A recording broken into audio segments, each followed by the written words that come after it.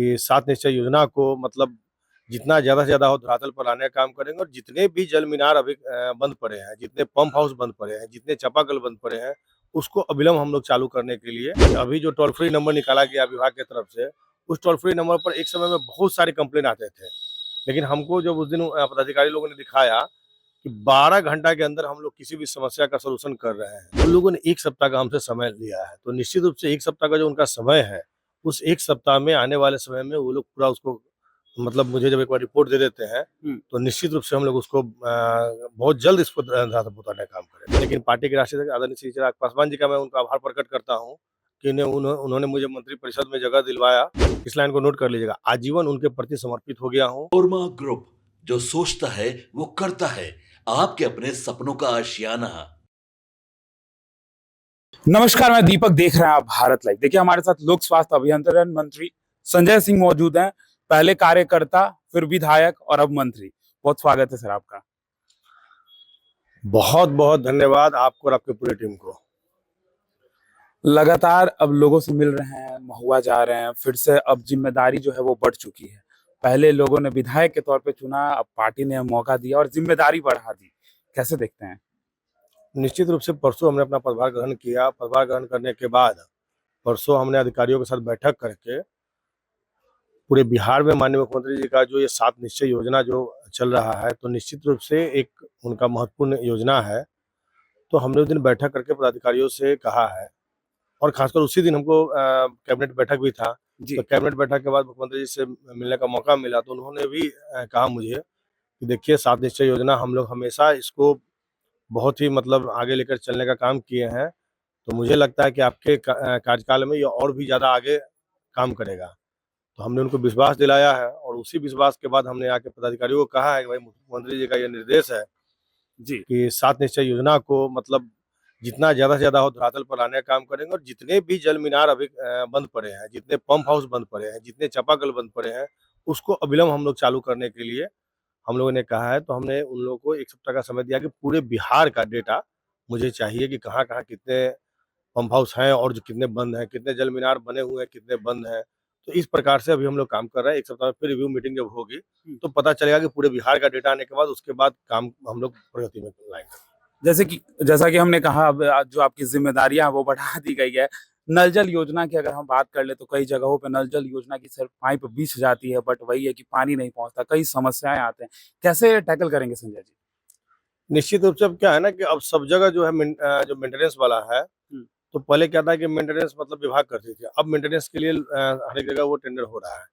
तो निश्चित रूप से जब इसको अलग-अलग ये में बाँट दिया जाएगा, तो क्या है ना कि हर एक ज़ोन में फिर उसके बाद हर एक डिस्ट्रिक्ट वाइज़ जब लोग दे रहे हैं, तो कहीं न कहीं यह चीज़ अब मतलब वो समस्या जो है, वो मतलब घट कर जैसे आप देख रहे होंगे कि अभी जो टोल फ्री नंबर निकाला गया विभाग की तरफ से, उस टोल फ्री नंबर पर एक समय में बहुत सारे कंप्लेन आते थे। लेकिन हमको जब उस दिन पदाधिकारी लोगों ने दिखाया कि 12 घंटा के अंदर हम लोग किसी भी समस्या का सॉल्यूशन कर रहे हैं, तो कहीं न कहीं जो एजेंसी को दिया गया है, उस एजेंसी को भी ये टारगेट दिया गया है। तो उस प्रकार से अब हम लोग सिस्टम से काम कर रहे हैं, तो मुझे लगता नहीं है कि कहीं कोई दिक्कत आएगा और दिक्कत आती भी है, तो मुझे लगता है कि मैं उसको पूरा प्रयास करूँगा अपने स्तर से कि आगे लोगों को आने वाले समय में बिहार के लोगों को इस प्रकार की समस्या नहीं आए, इसके लिए हम लोग बहुत जल्द कदम उठाएँगे। चूँकि अभी हमारा तो 2 दिन पदभार ग्रहण किए हुए हुआ है, तो आने वाले समय में निश्चित रूप से हम लोग उसको मतलब धरातल पर उतारने का काम करेंगे। कई जगह पानी के स्तर जो है वो भी कम हो रहे हैं। उन चीजों के लिए क्या कुछ देख पा रहे हैं आप लोग?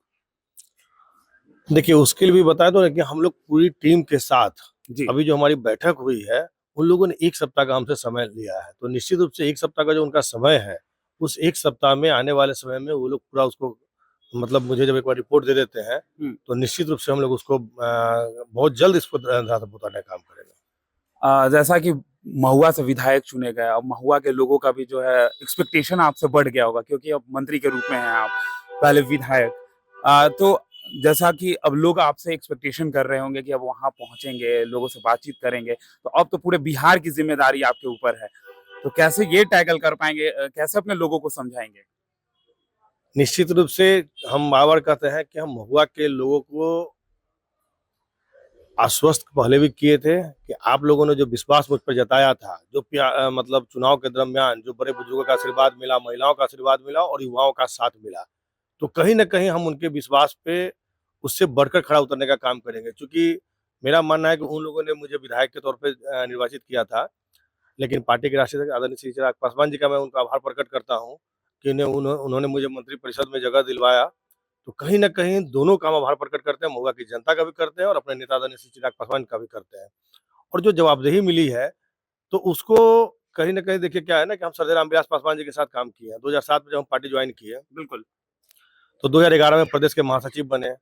उसके बाद पार्टी के प्रवक्ता रहे, पार्टी के कोषाध्यक्ष रहे, पार्टी के पूरे बिहार का सदस्यता अभियान के प्रभारी रहे।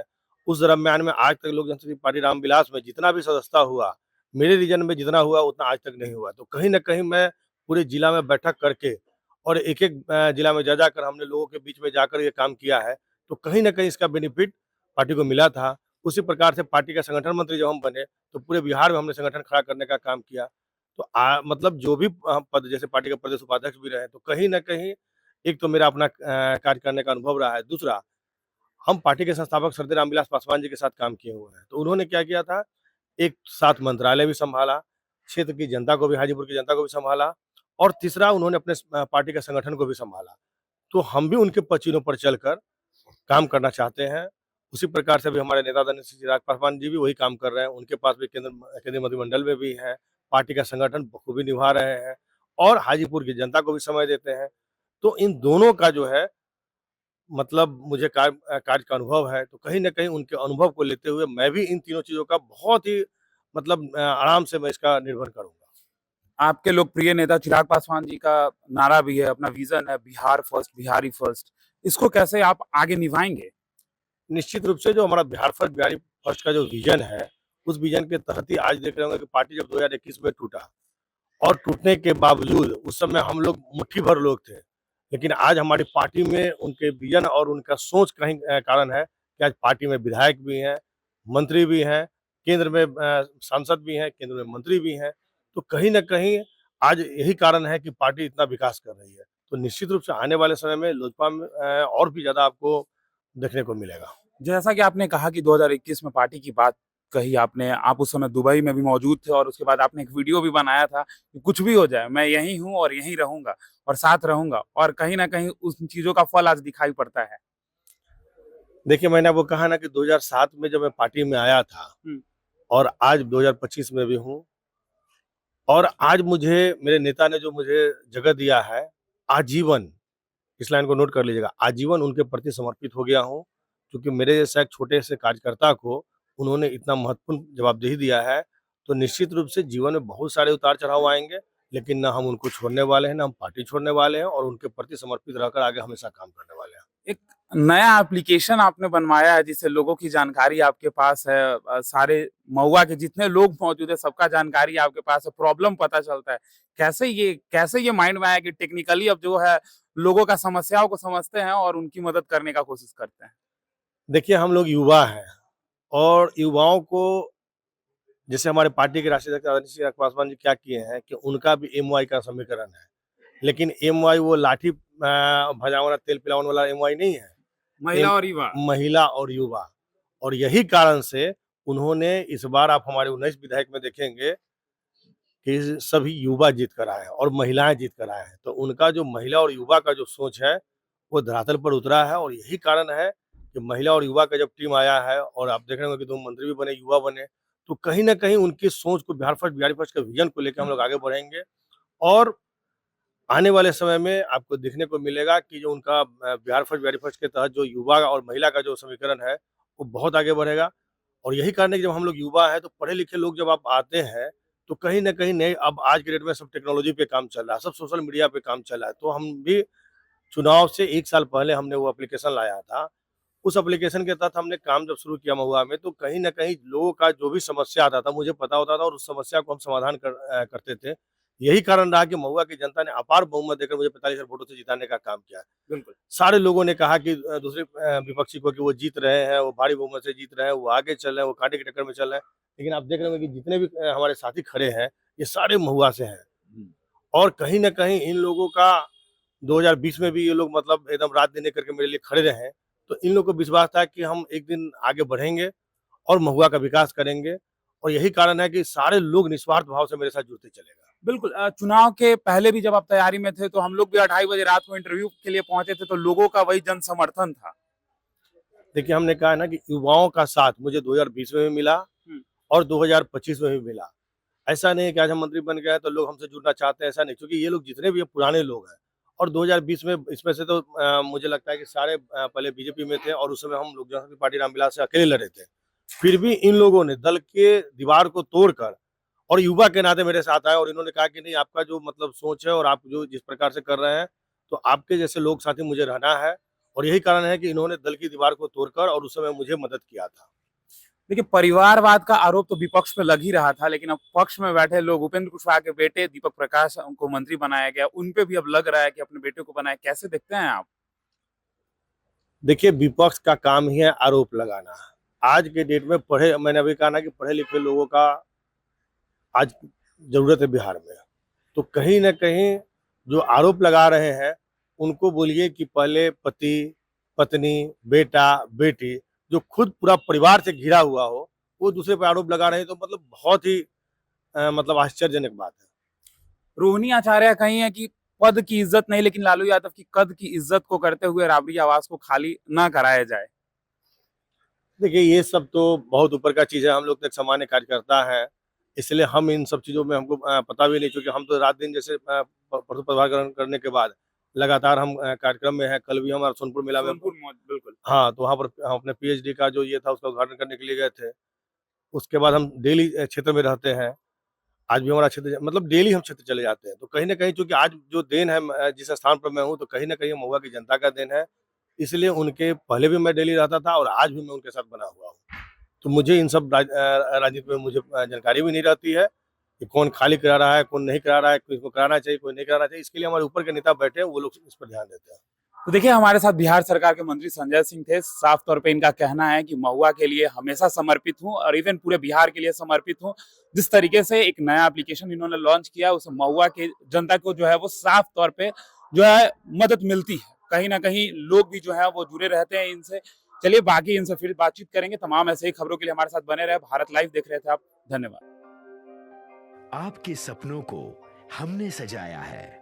ई होम्स पैनोरमा को हमने बनाया है। ई होम्स मेरा एक सपना था जिस पे मैं पिछले 4 साल से काम कर रहा था। हमने जो बनाया है वो सबने है माना। ई होम्स पैनोरमा में हो आपका भी आशियाना। और फाइनली हमने 2021 में इस प्रोजेक्ट को लॉन्च किया। बहुत लोग अप्रिशिएट कर रहे हैं कि पूर्णिया जैसे शहर में बिहार के, एक तो बिहार की बात करें उसमें भी पूर्णिया जैसे छोटे जगह में इस तरह का लाइफस्टाइल देना, ये सुन के हम लोगों को बहुत अच्छा लगता है। ई होम्स में हमने कुछ और भी किया है, जैसे हम जिस जगह में रह रहे हैं हमारे फैमिली सिक्योर हो, उनको सिक्योरिटी का ध्यान में रखा है। आपकी सुविधा और सुरक्षा आपके लिए खास है, ये आपका विश्वास है। इसमें आर्टिफिशियल इंटेलिजेंस का 7 लेयर सिक्योरिटी का हमने इस्तेमाल किया है। लस ग्रीन कैंपस को बनाया है। यदि हमारा बाउंड्री वाल है तो वो वर्टिकल गार्डन है। ये जितनी भी फैसिलिटी होता है एक इंटरनेशनल टाउनशिप में ई होम्स है, ये हम लोग विश्वास नहीं कर पा रहे हैं। जो भी हमारे मित्र दोस्त या जो भी हमारे बाहर के बाहर आते हैं, तो हम लोगों को बहुत अच्छा सुनने को मिलता है और बहुत अच्छा क्रेडिट मिल रहा है। वो सारा हमने सिर्फ एक बिल्डिंग नहीं बनाया, हमें एक बहुत अच्छा लाइफस्टाइल दिया ई होम्स में, और मेरा एक सपना था जिसको मैं आज फुलफिल होते हुए देख पा रहा हूँ। ये आपका आवास है। ई होम्स पैनोरमा में अब आपका निवास है। E Homes Panorama, luxurious lifestyle redefined. Panorama group, जो सोचता है वो करता है। अगर ये वीडियो पसंद आई और वह बिहार के राजनीति और बिहारियत से सरोकार रखेनी तो सब्सक्राइब बटन दबा के चैनल के सब्सक्राइब कर ली। ओजे एगो घंटी बा, ओकरा बटन दबा देला से कुल सटीक और मारक खबर रुआ मुफ्त में मिल जाई। अगर रुआ पत्रकारिता के हमनी के नया प्रयोग में सहयोग कर चाहतानी तो ज्वाइन बटन दबा दी। पेटीएम नंबर नोट कर ली 9386